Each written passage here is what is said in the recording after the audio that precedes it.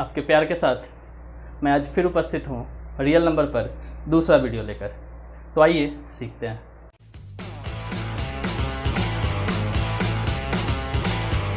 बच्चों, real number पर एक वीडियो मेरा पहले ही आ चुका है। अगर आप अब तक आपने उसको नहीं देखा है तो ऊपर आई बटन पर क्लिक करके पहले आप उस वीडियो को देख लीजिए। आइए बच्चों, पहले हम सब एनसीईआरटी बुक के एक्सरसाइज 1.1 का दूसरा क्वेश्चन सीखते हैं। हाँ तो बच्चों, ये वही क्वेश्चन है exercise 1.1 question number 2। Prove that any positive odd integer is of the form 6q + 1 और 6q + 3 और 6q + 5 where q is some integer. तो आइए इसको हम सब यूक्लिड डिवीजन लेमा के हेल्प से प्रूफ करते हैं।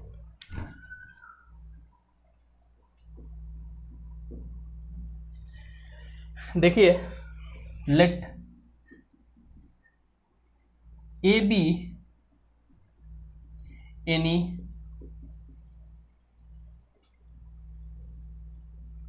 Integer and b is equal to, question में हर जगह b के पोजीशन पर 6 एंड 6 है, देयरफॉर b को भी 6 ही लेना है।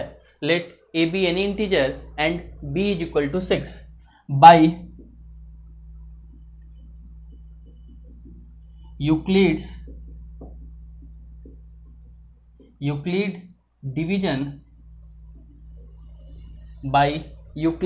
division lemma, a is equal to bq plus r where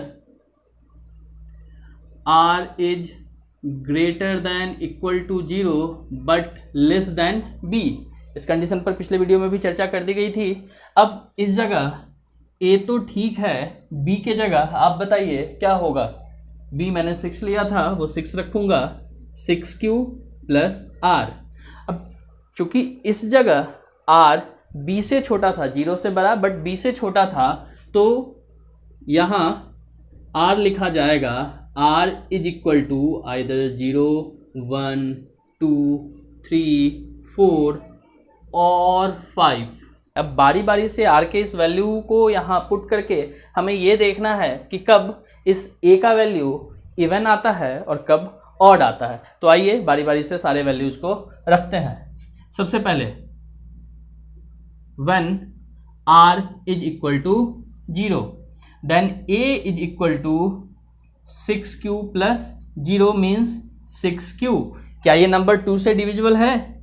बिल्कुल 2 से डिविजिबल है, इसलिए ये एक इवन नंबर है। सबको मालूम है ना, इवन नंबर का मतलब ऐसा नंबर जो 2 से एग्जैक्टली डिविजिबल हो। ऐसी सूरत में ये 6q एक इवन नंबर होगा। अब दूसरी कंडीशन देख ली जाए, r is equal to 1, r is equal to 1, a is equal to 6q + 1। अब आप बताइए क्या ये नंबर 2 से डिविजिबल है? बिल्कुल नहीं, क्योंकि 2 तो कॉमन आएगा ही नहीं, फिर कैंसिल कैसे होगा? ऐसे में इसको लिखा जाएगा this is an odd number. When r is equal to 2 then a is equal to 6q + 2। इसमें से 2 कॉमन आ सकता है, मतलब ये 2 से एग्जैक्टली डिविजिबल है। Therefore this is an even integer. Again when r is equal to 3, a is equal to 6q + 3। देखते रहिए, क्या यहाँ से 2 कॉमन आ रहा है? बिल्कुल नहीं, तो ये क्या होगा? Odd number. ये आपका ऑड हो गया। 2 और वैल्यूज बचते हैं। When r is equal to 4, देखिए इस जगह जगह का अभाव हो रहा है। r इज इक्वल टू 4, इसको लेके हम सब यहाँ आते हैं। When r is equal to 4, a is equal to 6q + 4। क्या ये नंबर 2 से डिविजिबल है? तो बिल्कुल, इसमें से भी आप 2 कॉमन लेने में सक्षम हैं, क्योंकि कॉमन ले पा रहे हैं आप, इसलिए ये भी क्या होगा? बिल्कुल, ये भी एक इवन नंबर होगा। और आखिरी बचता है when r is equal to 5, a is equal to 6q plus 5। ये क्या है? तो ये एक ऑड नंबर है। इस तरह बारी बारी से सभी r के वैल्यूज को रखकर ये चेक कर पाएं कि कब केस इवन आता है और कब ऑड आता है। अब आप एक बार इसके साथ क्वेश्चन की ओर लौटिए, देखिए क्या होता है। पहली बार ऑड कब आया? जब 6q प्लस 1 था। क्वेश्चन में है बिल्कुल, prove that any positive odd integer is of the form 6q plus 1। Here पहला ऑड, फिर आगे देखिए दूसरा ऑड आया है 6q प्लस 3 है, 6q प्लस 3 बिल्कुल है, 6q प्लस 3 भी, और लास्ट में अगला ऑड आता है 6q प्लस 5। इस तरह से किसी भी इंटीजर q के लिए जो ये अरेंजमेंट है, ये अरेंजमेंट आपको ऑड देता है। कौन कौन सा इवन देता है आपको वो भी पता चल रहा है। अगर इस क्वेश्चन में पॉजिटिव इवन इंटीजर पूछा जा रहा होता तो आप आसानी से उसका भी जवाब दे सकते थे। So any positive odd integers is of the form 6q plus 1, 6q plus 3 और 6q plus 5 where q is some integers. इस तरह से आपका ये पहला सवाल पूरा हो गया। एक छोटा सा चीज, let a be any positive integer. इस तरह आपका ये सवाल कंप्लीट हो गया। सिर्फ इवन और ऑड ही तो बताना होता है, बारी बारी से सारे वैल्यूज को रख लिया गया। ये पहला क्वेश्चन है जो मैंने अभी सॉल्व किया। आप चाहें तो उसको पॉज करके आप उसका स्क्रीनशॉट ले सकते हैं, उस सॉल्यूशन को आप कॉपी में नोट कर सकते हैं। इसके बाद ये 2 क्वेश्चन ठीक इसी पैटर्न पर दिया जा रहा है। आप गौर कीजिए, यहाँ 4q plus 1 and 4q plus 3 है, यानी आपको b का वैल्यू 4 लेना है और फिर r के लिए 0, 1, 2 और 3 का इस्तेमाल करना है। कब इवन आएगा कब ऑड वो आप खुद ही समझ लेंगे, और फिर स्टेटमेंट हूबहू क्वेश्चन की तरह ही नीचे लिख देना होता है। ठीक वही बात इस जगह b का वैल्यू क्या लेना है? 2, और r 0 एंड 1 होना है, तो एक बार 0 रख देना है, एक बार 1 रख देना है, और फिर इवन और ऑड देखते हुए लास्ट में स्टेटमेंट आपको लिख देना है। आइए अब हम सब नेक्स्ट क्वेश्चन नंबर 4 देखते हैं। अरे ठहरिए, क्वेश्चन नंबर 4 इसलिए देखना है क्योंकि क्वेश्चन नंबर 3 में सिर्फ एचसीएफ फाइंड करना है। क्वेश्चन काफ़ी बड़ा है पर सॉल्यूशन बहुत छोटा है। उन दोनों नंबर्स का जो क्वेश्चन में दिए गए हैं उसका आप एचसीएफ निकाल लीजिए, वो आपका आंसर होगा। पर क्वेश्चन नंबर 4 हूबहू वैसा ही है जैसा क्वेश्चन नंबर 2 था, थोड़ा सा अलग। तो आइए क्वेश्चन नंबर 2 के तर्ज पर क्वेश्चन नंबर 4 को सॉल्व करते हैं। ये है आपका क्वेश्चन नंबर 4। अब इस क्वेश्चन नंबर 4 को देखिए, शुरुआत तो ठीक वैसा ही होना है जैसा क्वेश्चन नंबर 2 में हमने किया था। Let A be any positive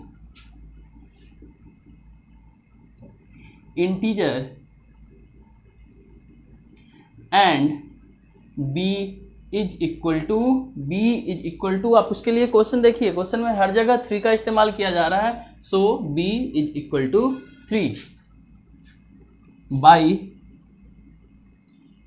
Euclid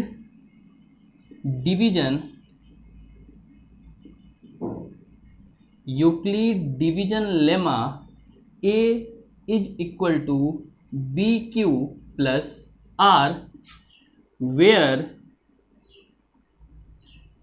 r is greater than equal to 0 but less than b. So here a is equal to b के जगह अब आपको 3 रखनी होगी, तो 3q plus r where r is equal to 0 1 2, 3 है, 3 जाना नहीं है, 3 से कम 2 तक रखना है। अब इस बार क्या करना है, फिर से उसी तरह बारी बारी से r के वैल्यू को पुट करते चलेंगे, पर ध्यान देने वाली बात यह है कि इस बार सिर्फ ऑड या इवन शो करने नहीं कह रहा है, इस बार साथ में कह रहा है prove that the square of any positive integer. Square means आपको 1 2 3 4 रखने के बाद उसका स्क्वायर करना होगा। तो आइए क्वेश्चन को आगे लेके चलते हैं। When r is equal to 0 then a is equal to 3q plus 0 लिखने का कोई मतलब नहीं रहेगा, इसलिए इस बार मैं प्लस 0 नहीं लिखूंगा। लेकिन क्वेश्चन नंबर 2 में हम सब इसी जगह ऑड या इवन पता लगा के छोड़ दिया करते थे। इस बार कुछ ऐसा होगा, स्क्वायर के कारण स्क्वायरिंग, शॉर्ट में लिख देता हूं, squaring both side a square is equal to 3q whole square, a square is equal to 9q square. अब आप कहोगे सर यहाँ तो 3m लाना था, यहाँ 9q स्क्वायर क्यों आ गया है? तो यहाँ एक छोटा सा हिंट है आपके लिए कि इसमें से 3 को बाहर निकाल लीजिए और रेस्ट को 3q स्क्वायर ऐसे ही लिख दीजिए। आगे आप देखिएगा ये जो 3q स्क्वायर है इसको कुछ नहीं करना, let 3q square is equal to m, ऐसे में ये आपका हो जाएगा 3m। हाँ, इस बार इस क्वेश्चन में आपको m बार बार लेट करना है और एक ही क्वेश्चन में m हर स्टेप के साथ बदलता चला जाएगा। जैसे अगला देखते हैं, when r is equal to 1 a is equal to 3q plus 1, फिर से स्क्वायर करेंगे, squaring both side a is equal to 3q plus 1 का होल स्क्वायर, ऐसे में ये a प्लस b के होल स्क्वायर पर टूट जाएगा, 9q स्क्वायर प्लस 3 2 जा 6q प्लस 1। अब इस जगह ये 1 आपको सेपरेट छोड़ देना है और इस दोनों में से कॉमन लेनी है। इस दोनों में से क्या कॉमन ले सकते हैं? निश्चित ही 3, तो ये आपका होगा 3, रेस्ट जो बच रहे हैं उसको आप m ले लीजिए, 3q square plus 2q plus 1। यहाँ आप q भी कॉमन ले सकते थे, या तो आप ऐसा कॉमन लीजिए या फिर इसको आप ऐसे कॉमन ले सकते हैं, 3q प्लस 2 प्लस 1। उस सूरत में सिर्फ ब्रैकेट वाले को m लेना था और इस सूरत में यहाँ से यहाँ तक जो दिख रहा है आपको, इस पूरा को सिर्फ 3 को छोड़ देना है, रेस्ट टोटल को m मान लेना है। तो ये हो जाएगा 3m प्लस 1। ब्रैकेट में आप लिख सकते हैं let q into 3q plus 2 is equal to m। गौर कीजिएगा, इस तरह आपका दूसरा हो गया। अब एक और वैल्यू है r इज इक्वल टू 2 रखने की, पर चूंकि जगह तो है नहीं, अब चलिए आप इसको पॉज करके इसका स्क्रीनशॉट ले सकते हैं। उसके बाद मैं बोर्ड को मिटाता हूं और आगे सॉल्व करता हूं। अब आगे देखिए, when r is equal to 2, a is equal to 3q plus 2, वापस से squaring both side, a square 3q plus 2 का होल स्क्वायर। अब बताइए यहाँ क्या होगा? a square means 9q square plus 2ab, 3 2 जा 6, 6 2 जा 12q एंड 4।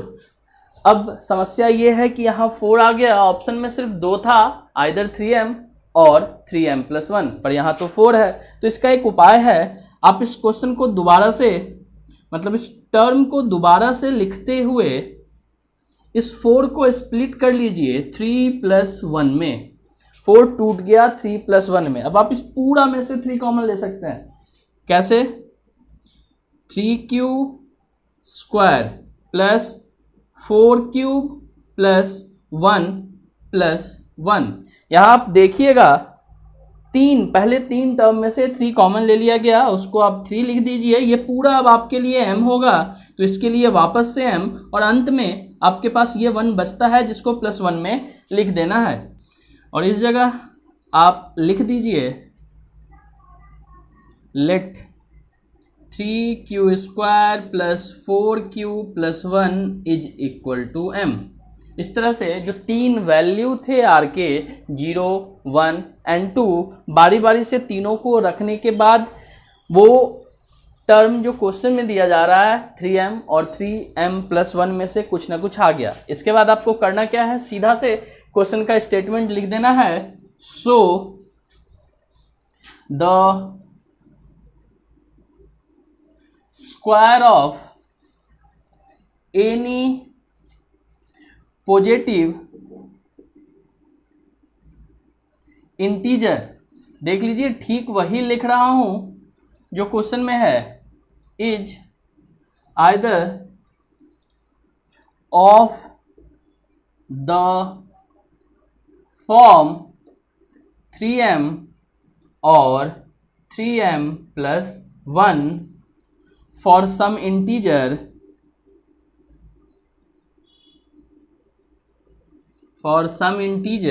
m। ये हो गया आपका सॉल्यूशन। क्वेश्चन नंबर 4 भी आपका कंप्लीट हो गया। क्वेश्चन नंबर 3 भी ऐसा ही कुछ है, पर उसमें क्यूब करते चलना है। उस क्वेश्चन को इस वीडियो में डालने के बाद वीडियो काफ़ी लंबा हो जाएगा। उस क्वेश्चन के लिए अलग से आपको अगले वीडियो में बता दिया जाएगा। तब तक के लिए धन्यवाद।